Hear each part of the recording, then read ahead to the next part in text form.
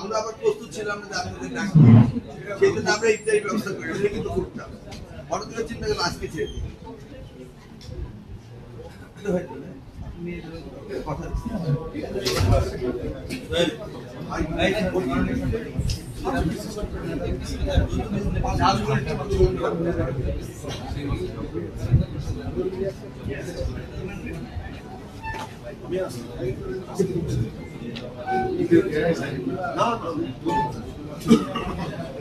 Managing committee দেখছেন পরামর্শ আমি পরামর্শ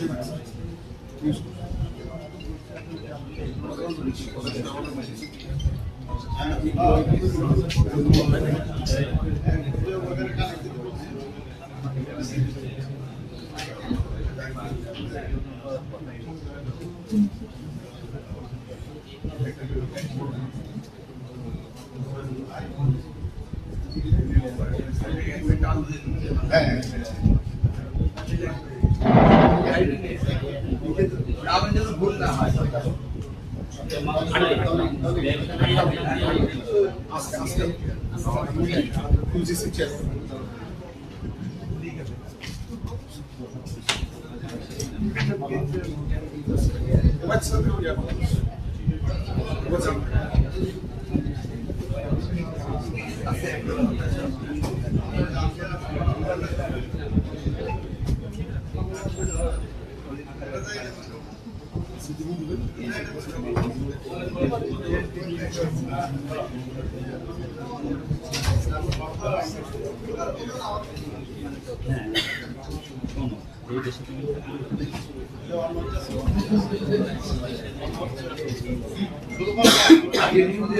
কিন্তু নার্ভাস সিস্টেম ব্রেক করছে এমন সময় কি হয় সত্যি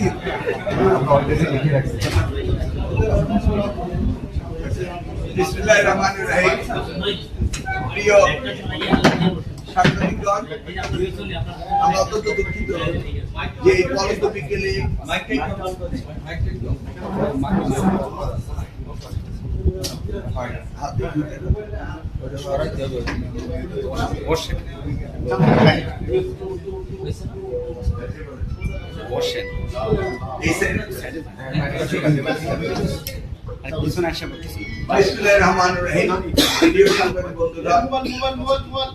রমজানের মাসে ইফতারের পূর্ব মুহূর্তে আপনাদেরকে হঠাৎ করে এই মন্ত্রণালয়ে ডেকে আনার জন্য আমরা দুঃখিত, কিন্তু বেশ কয়েকটি বিষয় রয়েছে, তাই ভাবলাম আপনাদের সাথে আনুষ্ঠানিকভাবে এই ঘোষণা করি।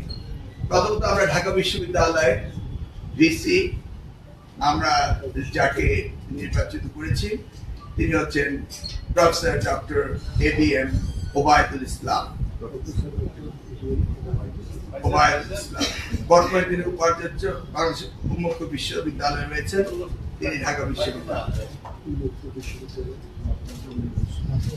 তারপরে আমরা ঘোষণা করছি জগন্নাথ বিশ্ববিদ্যালয়ের professor doctor Raisuddin vice chancellor হিসাবে আমরা নিযুক্ত করলাম। উন্মুক্ত বিশ্ববিদ্যালয়ের ভাইস চ্যান্সেলর পদে আমরা প্রফেসর মোহাম্মদ সিদ্দিকুর রহমান খান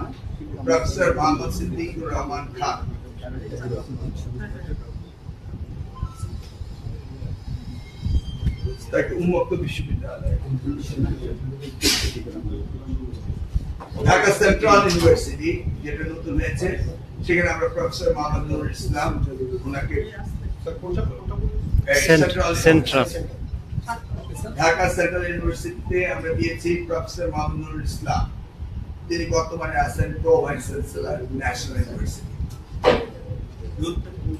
নুরুল ইসলাম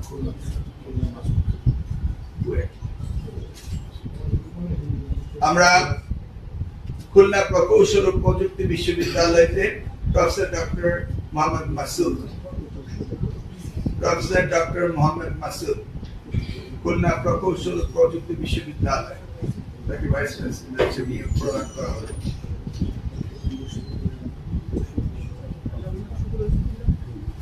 চট্টগ্রাম বিশ্ববিদ্যালয়ে প্রফেসর ডক্টর মোহাম্মদ আল ফকরা উনাকে ভিসি হিসেবে আল ফকরা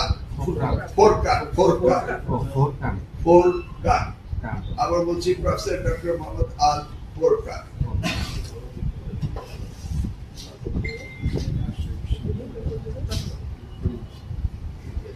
রাজশাহী বিশ্ববিদ্যালয়ের প্রফেসর ডক্টর মোহাম্মদ ফরিদুল ইসলাম ওনাকে বিশ্ববিদ্যালয়ের ভাইস চ্যান্সেলর হিসেবে নিয়োগ প্রদান। প্রফেসর ডক্টর মোহাম্মদ ফরিদুল ইসলাম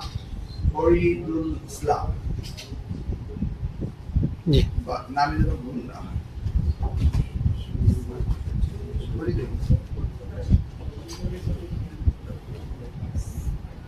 আমরা বিশ্ববিদ্যালয় মঞ্জুরি কমিশনে নিয়োগ প্রদান করা হয়েছে professor doctor Mamun Ahmed chairman হিসেবে। ঢাকা বিশ্ববিদ্যালয়ের মামুন ওনাকে ডক্টর মামুন আহমেদ ওনাকে চেয়ারম্যান হিসেবে মামুন আহমেদ নিয়োগ প্রদান করা প্রফেসর ডক্টর মামুন আহমেদ